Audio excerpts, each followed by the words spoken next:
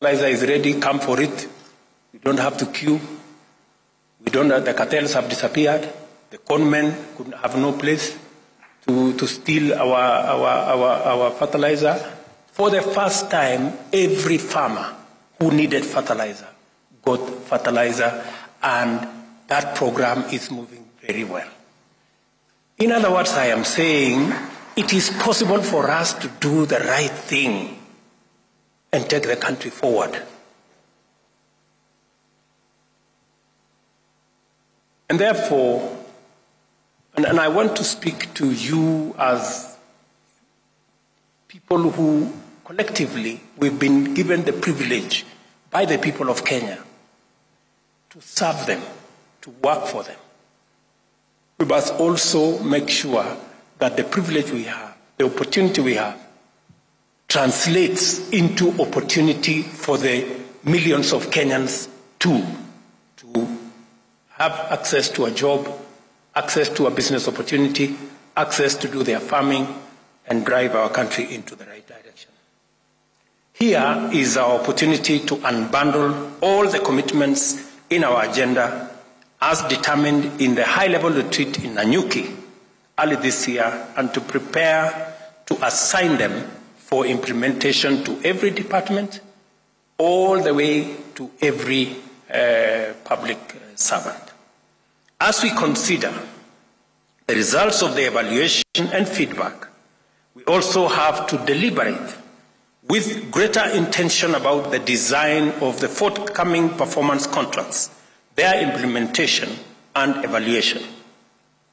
Above and beyond the broader constitutional obligations and the strategic objectives in terms of our plan, I am very keen to observe how the next performance management cycle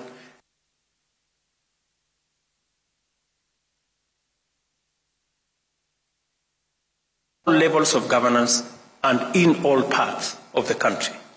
In particular, how much the public service affords equal opportunities for men and women, persons from all communities and persons with disability will be of foremost interest. Equally, critical will be the mainstreaming of a comprehensive agenda for Kenyan youth, including training, apprenticeship, industrial attachment, and internship, access to government procurement opportunities, and entrenchment of the digital and creative economy. Further, it is of paramount importance that the performance management mechanism meaningfully reflects our resolve to enhance efficiency and reach of government services through digitization, automation, and deployment of various information and communication technologies. Kenya is a regional, continental, and global champion of a just transition to clean, green industrialization. Our credibility in this cause is founded on demonstrable commitment to green up our national power grid, restore degraded landscapes and ecosystems, conserve forests, water towers, wetlands, and other carbon sinks, and promote heavy investment in wind, solar power, and in addition to hydro and geothermal power. We are also promoters of e-mobility and sustainability across every sector. This magnitude to the green agenda is further demonstrated by the fact that Kenya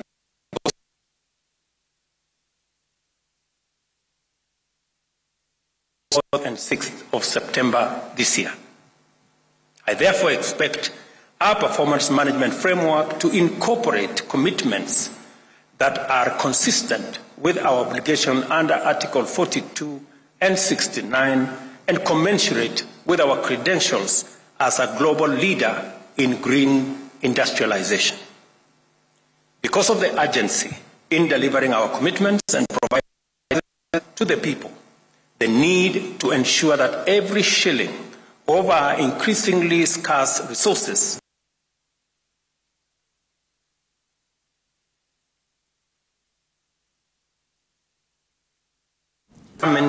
to reinvigorate performance management as a means of motivating, facilitating, and coordinating the public service in our delivery of the mandate that has been given to us by the people of Kenya.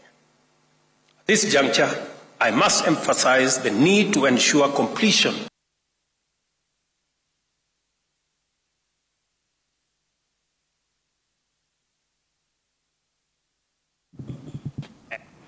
Ni Rais William Ruto hapo akiwa anazungumza kwenye hafla ya kuzindua ripoti ya utendakazi miongoni mwa watumishi wa umma katika wizara, mashirika ya serikali na taasisi nyingine katika jumba la KICC.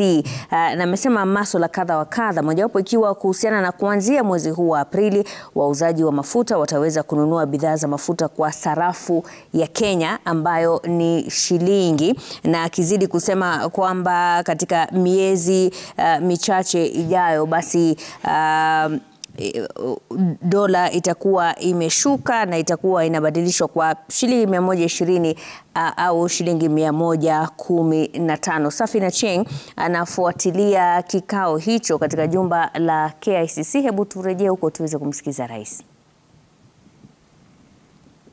Including our multilateral lenders on a fiscal deficit of 6.2% of GDP, we deliberately decided that we're going to come down to 5.7% of GDP as our commitment to a new trajectory of ensuring that Kenya lives within its means. And as a government, we live within our means.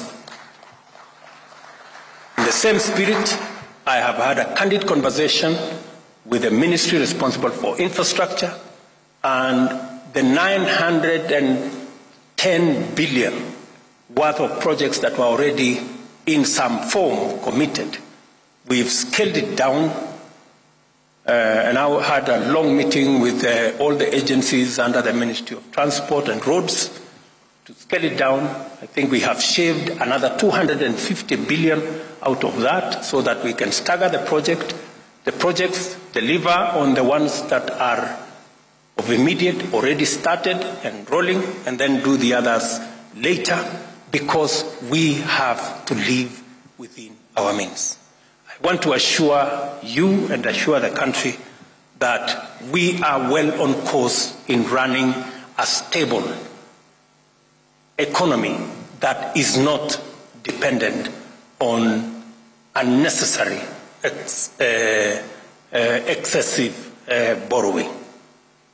I know we had an issue of delayed salaries, which is, somebody said, it is the first time that we are having delayed salaries. Yes, it is the first time we are having delayed salaries. But it's also the first time we are having such monumental debts. I want to assure the country that that is managed. We have turned the corner. All I assure the country is this, the commitment I made that we are not going to borrow money to spend on recurrent expenditure, including salaries. That is the position of the government of Kenya. We will not do that.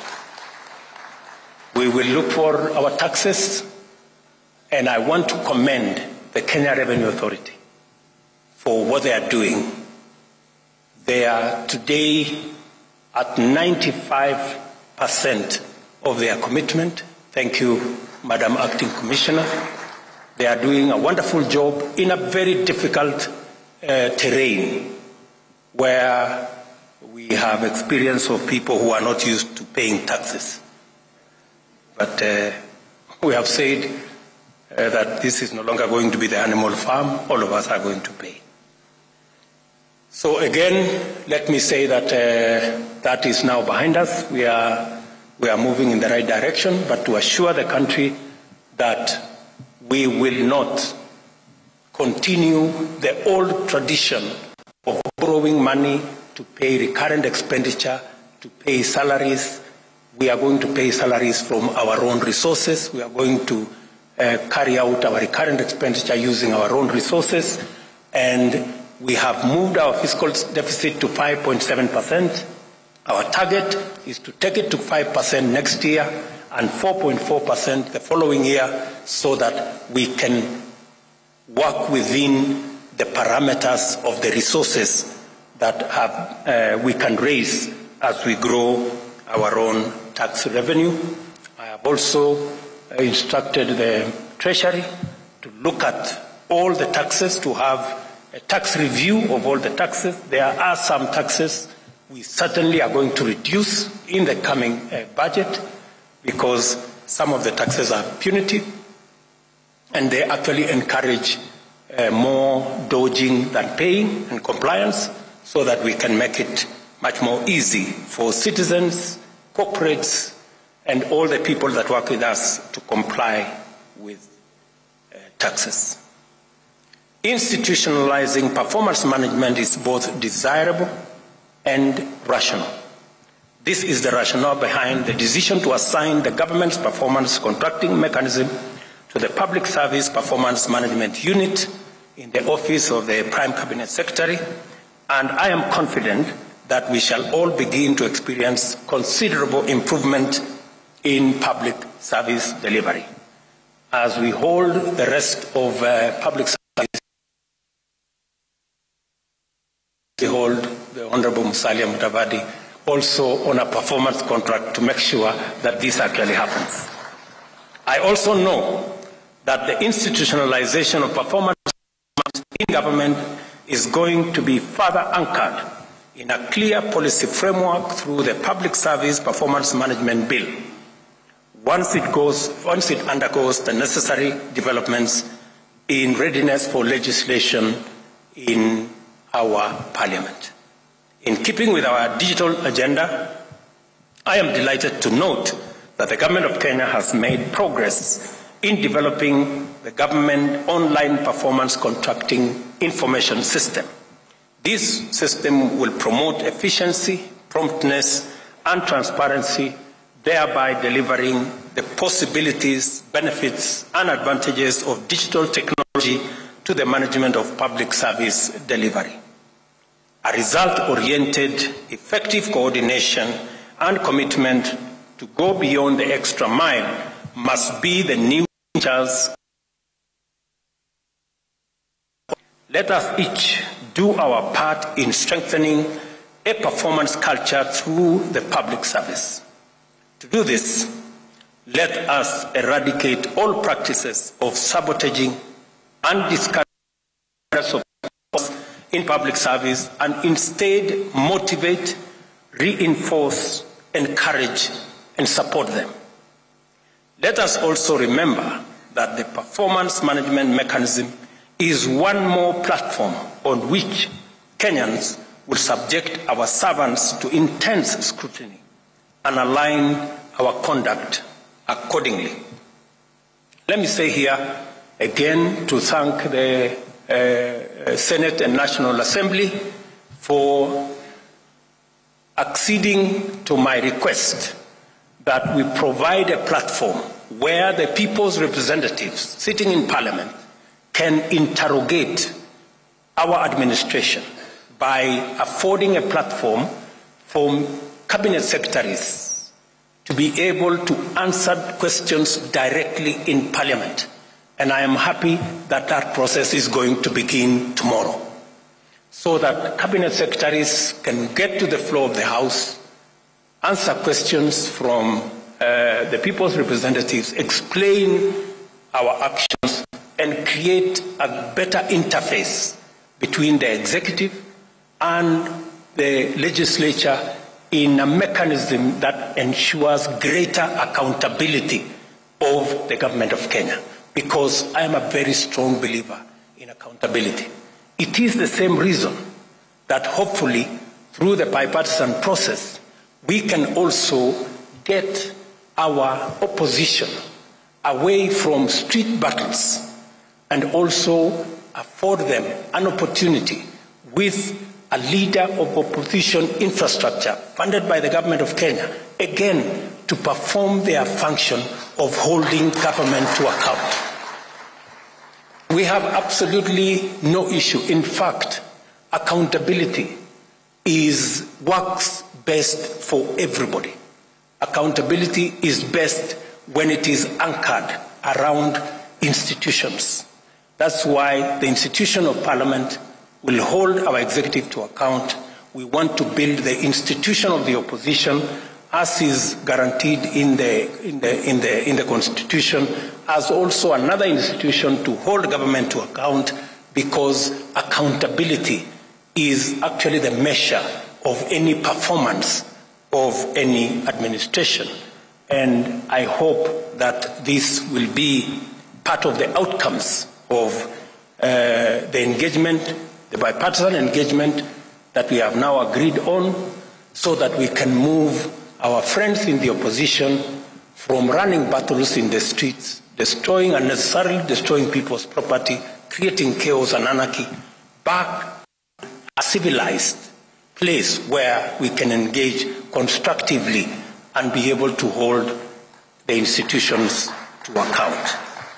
I think we all agree that we are better off with institutions, building institutions that will assist us take the country forward, rather than having running battles in the streets with sufurias on top of heads. The annual performance evaluation results to be released today will form the benchmark for performance in subsequent contracting cycles. Against this, it will be reasonable for Kenyans to expect incrementally enhanced performance in the spirit of continuous improvement. Similarly, time has come for us to brace ourselves and be ready to embrace the discussion and feedback, compliments and criticism, praise and condemnation that may be instigated by the results to be launched today. That is, in any case, accountability at work.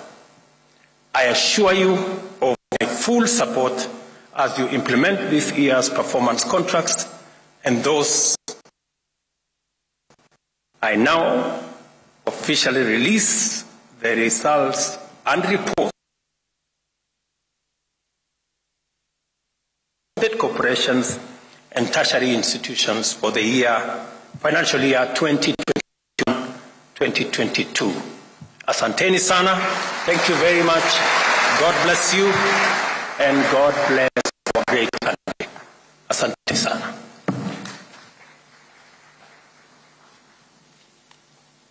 Thank you very much, Your Excellency. Naam, Rais William Ruto hapo akiwa amemaliza hotuba yake katika jumba la KICC, ambapo anazindua ripoti ya utendakazi miongoni mwa watumishi wa umma, na hapo mwishoni amemalizia kwa kusisitizia kwamba kuna umuhimu wa kutumia taasisi za serikali kuweza kutatua mizozo, akiwa ni kana kwamba anaelekezea masuala ya kuimarisha maelewano kati ya upinzani na serikali kupitia bunge. Mtazamaji, Safina Chieng anafuatilia taarifa hiyo na atatupa maelezo zaidi katika taarifa zetu za saa 7. Kwa sasa tunapumzika kidogo, tutarejea hivi punde na mengi zaidi. Usiondoke hapo ulipo.